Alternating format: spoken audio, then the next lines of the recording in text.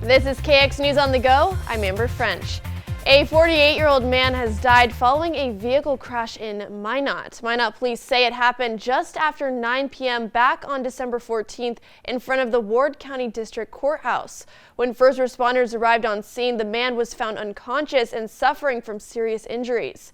He was taken to the hospital, but after a few days after the crash, the man died from his injuries.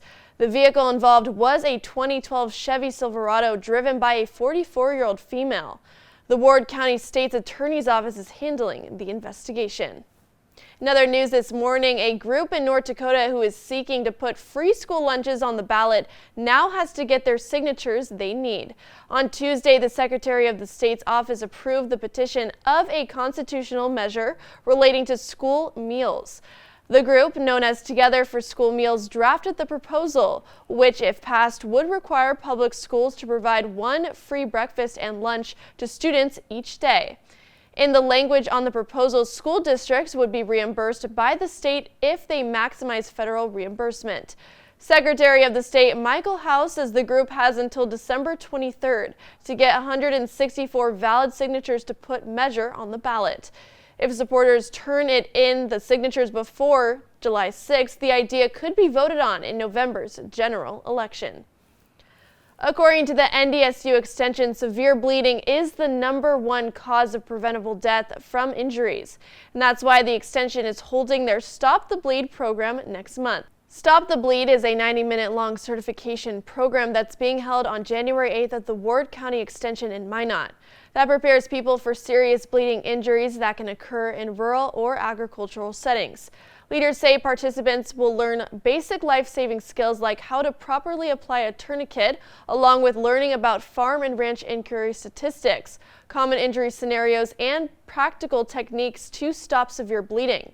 Paige Brunmond with the NDSU Extension says the training is directed by the NDSU School of Nursing. The emergency response time in rural communities can be delayed, and if you receive a significant bleeding injury, oftentimes that can result in death before we're able to get help to you. So by knowing these basic skills, such as how to apply a tourniquet, you can help save lives. Anyone who is 13 or older can take the class. Registration is available through the NDSU Extension Events webpage. Good morning, Andre. And good morning to you too, Amber, and Merry Christmas Eve, everyone out there. And looking here in Dickinson, we are seeing some of that patchy fog with a visibility of 6 miles, and our current temperature right now is at 24 degrees. And let's head over into Williston. We're also seeing a little bit of that patchy fog at times, but now it's starting to clear up just a little bit here. And our current temperature is at 15 degrees, winds at a north-northeast at 25 miles per hour, making that wind chill be at 4 degrees below zero. Now looking ahead, folks, we will continue to see that patchy fog this morning, and also we're going to be seeing near to above average temperatures for our Wednesday. And will Christmas be naughty or nice? Well, just stay tuned for the more information. Now looking at our current visibility at this time, we are seeing places like Linton seeing a little bit of that foggy conditions, along with there in Dickinson and the great city of Watford City. So we want to make sure that you're paying attention when traveling this morning. And as far as our current temperatures, our temperatures at the moment are mainly in the teens and 20s, so that is allowing for this fog to be on the freezing side. So again, another reason why you want to take it slowly and surely in these locations. So just be on the lookout and just pay attention when traveling. And we are seeing our winds right now on the light side for the most part, about 5 to 10 miles per hour, and again a little higher there in Williston now at 15 miles per hour.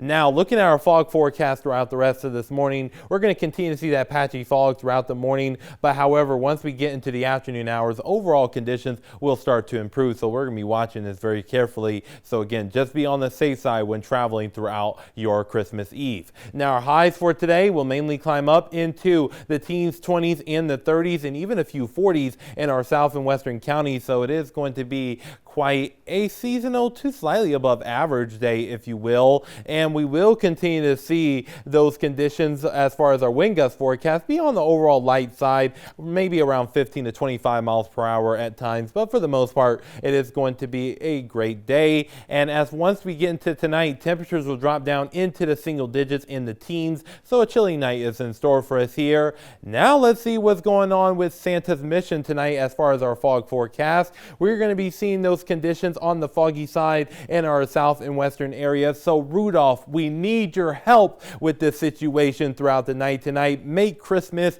a best one for all of us here. And once we get into our Christmas itself, we will see those mainly cloudy conditions and maybe a sprinkle and a freezing drizzle here or there. But for the most part, looks like for the most part, Christmas is going to be looking pretty good. And we will see those mainly cloudy conditions regardless. And hey, it's in winter format for sure here in North Dakota. Now, as far as our Christmas highs, we're going to be seeing temperatures climb up into the teens, 20s, and the 30s. So a wash, rinse, and repeat sort of performance for our Christmas, and maybe even some 40s in our extreme southwestern counties there. Now, looking here in Williston, for our Kwanzaa, we're going to be seeing temperatures in the 30s, and we will see that small chances of precipitation, and then dropping back down into the 20s as we head into our Saturday, and then into the single digits as we head into our Sunday. And here in Dickinson, we're going to be seeing temperatures in the 40s for our Kwanzaa, then 30s for our Saturday, and then we're going to be seeing temperatures in the single digits for our Sunday here. Now, looking here in the Magic City, we're going to be seeing teens for Christmas Eve, 20s for Christmas Day with that small chance of precipitation, and 30s for our Kwanzaa with that small chance of precipitation, then 20s for our Saturday here. And then once we get into our Sunday, temperatures will drop down into the single digits, and then we'll see a rebound in temperatures on Monday into the 20s, and then 30s on Tuesday. And that similar forecast will be here in the capital city as well. So Merry Christmas Eve to everyone out there, including you, Amber. Thank you, Andre. Merry Christmas Eve to you, Andre, and everyone here. That was KX News on the Go. I'm Amber French.